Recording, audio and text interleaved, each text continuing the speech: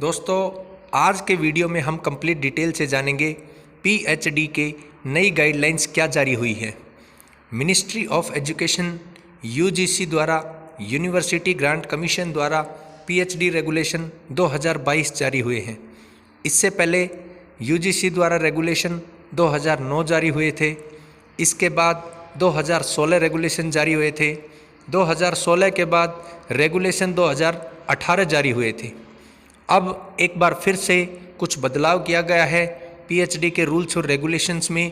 तो इन रेगुलेशंस को जाना जाएगा रेगुलेशन 2022, जो कि यूजीसी द्वारा यूनिवर्सिटी ग्रांट कमीशन द्वारा नवंबर के महीने में रेगुलेशन 2022 जारी किया गया है। इसके अकॉर्डिंग जैसा कि आप स्क्रीन पे देख सकते हैं, कंप्लीट डिटेल से मैं आज आपको बताने वाला हूं। इसमें क्या एलिजिबिलिटी क्राइटेरिया रहेगा एडमिशन के लिए, कितना ड्यूरेशन रहने वाला है, एमफिल वालों को कोई बेनिफिट मिलेगा या नहीं मिलेगा, वुमेन कैंडिडेट्स को क्या स्पेशल बेनिफिट मिलेगा।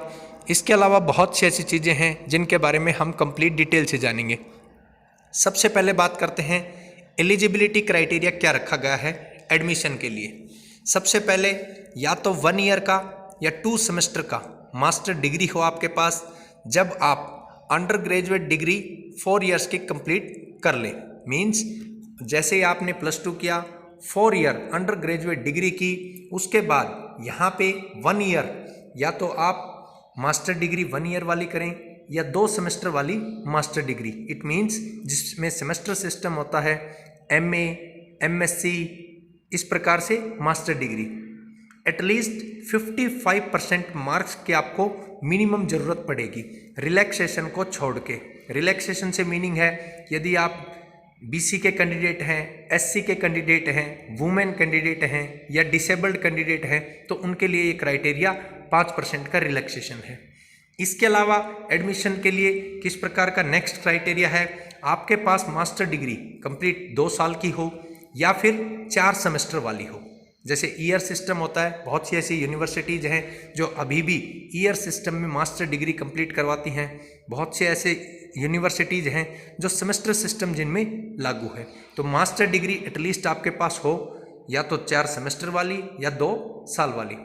इसके अलावा कौन कैंडिडेट एडमिशन ले सकता है पीएचडी में, जिसने 4 साल की बैचलर डिग्री या फिर 8 सेमेस्टर की बैचलर डिग्री की हो, जिसमें उसका रिसर्च भी हो, और मिनिमम जो उसका CGPA है वो 7.5 आउट ऑफ 10 हो। ये ध्यान रखें दोस्तों, मिनिमम जो CGPA है 7.5 आउट ऑफ 10 हो।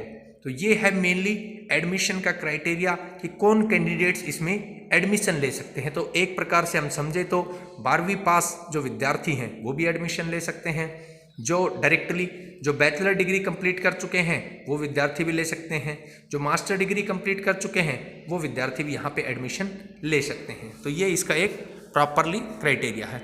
अब बात करते हैं एमफिल वाले विद्यार्थी किस प्रकार से ले सकते हैं।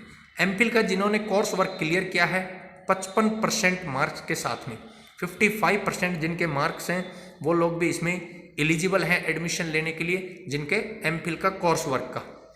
रिलैक्सेशन जैसा मैंने आपको बताया 5% का मिलेगा। इट मीन्स 55 से वो 50% होगा, और वो किन के लिए होगा, SC के लिए होगा, ST के लिए होगा, OBC कैंडिडेट्स के लिए होगा, डिफरेंटली एबल्ड जो कैंडिडेट्स हैं उनके लिए होगा, EWS कैंडिडेट्स के लिए होगा, और दूसरे जो कैंडिडेट्स हैं उनके लिए। मास्टर डिग्री जो हो, जिनकी मास्टर डिग्री 19 सितंबर 1991 से पहले की है, उनको भी 5% का यहाँ पे रिलैक्सेशन मिलने वाला है। तो ये मेनली एक प्रॉपरली क्राइटेरिया है। अब बात करते हैं ड्यूरेशन की, कि कितने टाइम की आपकी मिनिमम पीएचडी, कि मिनिमम समय में पीएचडी कर सकते हो। तो उसके लिए मिनिमम ड्यूरेशन है 2 साल, जिसमें जो कोर्स वर्क है वो एक अलग से है। कोर्स वर्क मीन्स आपके पास वो 6 मंथ का। तो यहाँ पे 2.5 साल में आप अपनी पीएचडी जो है वो कंप्लीट कर सकते हैं। मैक्सिमम आपको पीरियड मिलेगा 6 ईयर्स का। जो 6 ईयर तक कंप्लीट पीएचडी नहीं करने पाएंगे उनकी पीएचडी फिर कैंसिल मानी जाएगी। जो वुमेन कैंडिडेट हैं या पर्सन विद डिसेबिलिटी, उनको रिलैक्सेशन है अलग से 2 साल का, तो वो 8 साल में भी अपनी पीएचडी को कंप्लीट कर सकते हैं।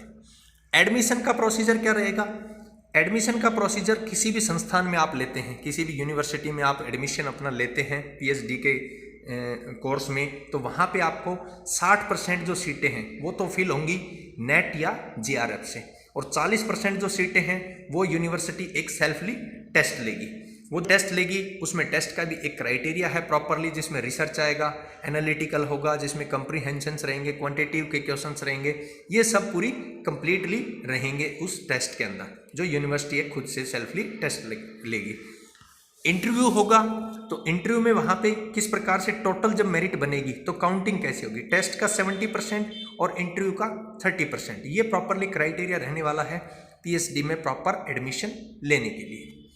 अब बात आती है सुपरवाइजर्स की। बहुत से कैंडिडेट्स को ये प्रॉब्लम रहती है कि जो सुपरवाइजर है, आपका जो सुपरवाइजर रहेगा, इट मीन्स जो गाइड है वो कौन हो सकता है। वो यूनिवर्सिटी का कोई भी रेगुलर प्रोफेसर, एसोसिएट प्रोफेसर या असिस्टेंट प्रोफेसर हो सकता है। जो भी जिस कंसर्न यूनिवर्सिटी से आप पीएचडी करेंगे, तो इट मीन्स आउटसाइड यूनिवर्सिटी से आउटसाइड कोई भी असिस्टेंट प्रोफेसर, एसोसिएट प्रोफेसर या प्रोफेसर आपकी पीएचडी का सुपरवाइजर नहीं हो सकता। It means guide.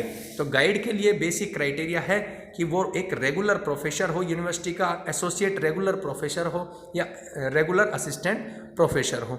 यदि वहाँ पे रिटायर्ड कैंडिडेट हैं तो रिटायर्ड कैंडिडेट के अंडर भी आप अपना जो सुपरविजन है वो कर सकते हैं, लेकिन उसमें बेसिकली आपको क्या करना पड़ेगा, वो रिटायर्ड जो टीचर है, वो रिटायर्ड जो प्रोफेसर असिस्टेंट प्रोफेसर है, तो वो वापस रीज्वाइन हुआ हो, और रीज्वाइन भी चाहे वो आवरली बेसिस हो या एडहॉक बेसिस हो, जैसे भी उन्होंने यूनिवर्सिटी कैंपस ने उनको ज्वाइन करवाया हो, तो वो भी आसानी से आपके गाइड बन सकते हैं। मैक्सिमम 70 ईयर्स तक, उनकी उम्र 70 साल तक हो। इसके अलावा यहाँ पे एक अलग से जो रिलैक्सेशन दिया गया है 0.5% का CGPA स्कोर में, इट मीन्स 10 में से 7, जैसा कि आप स्क्रीन पे देख सकते हैं, तो 0.5 का रिलैक्सेशन भी यहाँ पे दिया जाएगा। वो 0.5 का जो रिलैक्सेशन है वो एक अलग से रिलैक्सेशन है। इसके अलावा वुमेन जो कैंडिडेट्स हैं उनके लिए मैटरनिटी लीव 240 दिन की, पूरे कोर्स वर्क के दौरान 240 दिन की मैटरनिटी लीव आप लोग अलाउ करवा सकते हैं। एंट्रेंस टेस्ट जो होगा यूनिवर्सिटीज़ का, क्योंकि जिनका नेट या जेआरएफ क्लियर होगा वो डायरेक्टली इंटरव्यू देंगे, जिनका नेट जेआरएफ क्लियर नहीं होगा और वो पीएचडी के लिए एडमिशन लेना चाहते हैं तो इनका एक एंट्रेंस एग्जाम होगा। उस एंट्रेंस टेस्ट में आपके पास रिसर्च के क्वेश्चन होंगे, एनालिटिकल क्वेश्चन होंगे, कंप्रीहेंशन क्वेश्चन होंगे और क्वांटिटेटिव के क्वेश्चन आएंगे। क्वालिफाइंग नंबर कितने चाहिए? 50% चाहिए। आपको जो टेस्ट है उसमें कम से कम 50% आपको नंबर लेने हैं। रिलैक्सेशन 5% का रहेगा एससी के लिए, एसटी के लिए, ओबीसी कैंडिडेट्स के लिए। तो ये बेसिकली मेन क्राइटेरिया है कि आप लोग पीएचडी करना चाहते हैं किसी भी यूनिवर्सिटी से हिंदुस्तान में, तो ये रूल्स एंड रेगुलेशंस आपको फॉलो करने पड़ेंगे जो कि यूजीसी की तरफ से जारी हुए हैं। अब चलते हैं मेनली यूजीसी की वेबसाइट पे कि आप कहाँ से ये चेक कर सकते हैं कि आपके जो रूल्स और रेगुलेशन है उसका ऑफिशियल लेटर किस प्रकार का यूजीसी ने जारी किया है। इसके अलावा मैं आपको डायरेक्टली डाउनलोड करने का लिंक भी प्रोवाइड करूंगा इस वीडियो के डिस्क्रिप्शन में। किसी भी ब्राउजर में या गूगल क्रोम ब्राउजर में टाइप करें UGC new guidelines for PhD 2022 करें। जैसे ही आप सर्च करेंगे, सर्च करने के तुरंत बाद आपके पास स्क्रीन कुछ इस प्रकार की रहेगी।